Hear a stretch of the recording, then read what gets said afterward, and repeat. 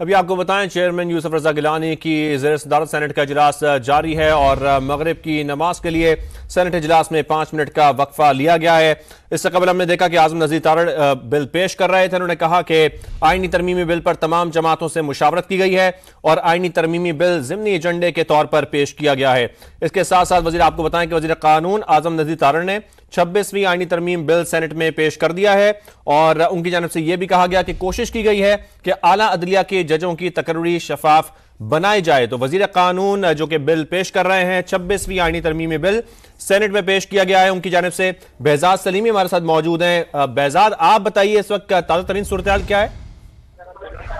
जी, इस वक्त सेनेट के इजलास में नमाज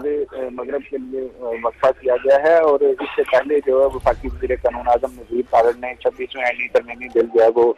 सेनेट में पेश किया और इस हवाले से उन्होंने इस बिल के नुकात और जो इसके अगराज़ मकासद थे उससे अवाम को आगाह किया और उन्होंने बताया कि इस आईनी तरमीमी बिल पर अपोजिशन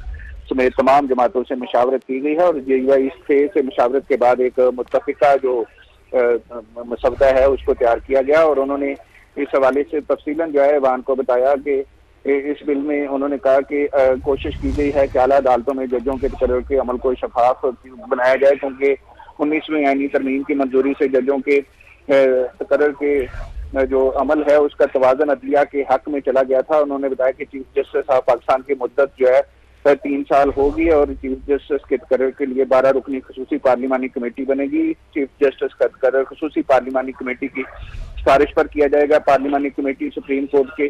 3 सीनियर जजेस में से चीफ जस्टिस का तकर्रुर करेगी और पार्लिमानी कमेटी की सिफारिश पर चीफ जस्टिस का नाम वज़ीर आज़म सदर ममलकत को भिजवाएंगे और पार्लिमानी कमेटी में 8 अरकान कौमी असम्बली और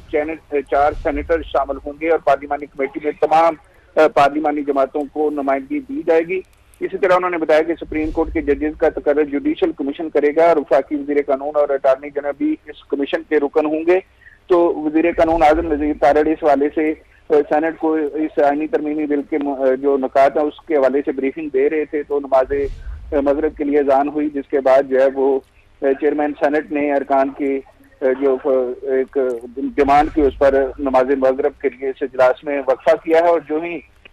ये नमाज अदा होती है तो सेनेट का इजलास दोबारा शुरू होगा और आईनी तरमीम के हवाले से आजम नज़ीर तारड़ जो है वो ऐवान को मज़ीद तफसीलात से आगाह करेंगे और जिसके बाद इस आईनी तरमीमी बिल की मंजूरी का अमल शुरू होगा। और अरकान की मौजूदगी के हवाले से भी बताएगा सेनेट इजलास में? जी, इस वक्त जब ये इजलास नमाज मगरब के लिए वक्फा हुआ तो 64 से जायद मजमूई तौर पर जो अरकान सेनेट हैं वो ऐवान में मौजूद थे और मैं आपको ये भी बताता चलूँ कि इस आईनी तरमीमी बिल की मंजूरी के लिए हुकूमत को 64 वोट ही दरकार होंगे और हुकूमत के पास जो है वो JUI की हमायत के बाद जो है वो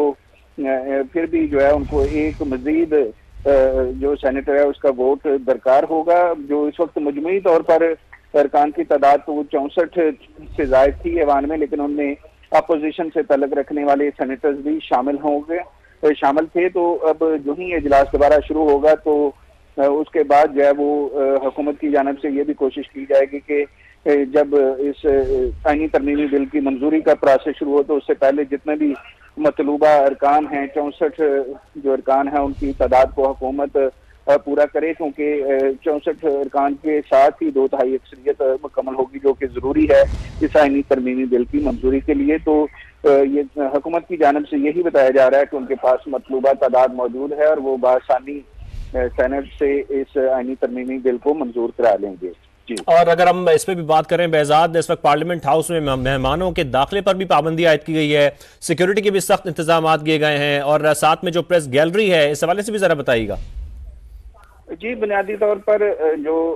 इस आईनी तरमीमी बिल की मंजूरी के प्रोसेस के हवाले से हमने पिछले दिनों देखा कि पाकिस्तान तहरीक इंसाफ ने एहतजाज का ऐलान किया था। तो ना सिर्फ पार्लियामेंट हाउस में गैर मामूली सिक्योरिटी का इंतजाम किया गया है, बल्कि जो रेड जोन है उसके हवाले से भी सिक्योरिटी के सख्त इंतजाम हैं और कई पार्लियामेंट हाउस आने वाले जो रास्ते हैं वो आज भी बंद हैं, बैरियर और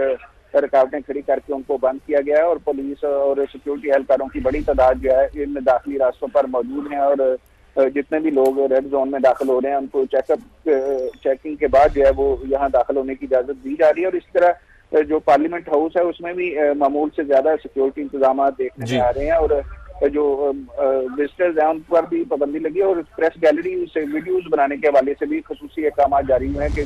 वीडियोस बनाने पर पाबंदी होगी और इस पर सख्ती से अमल दरामद को यकीनी बनाया जाएगा।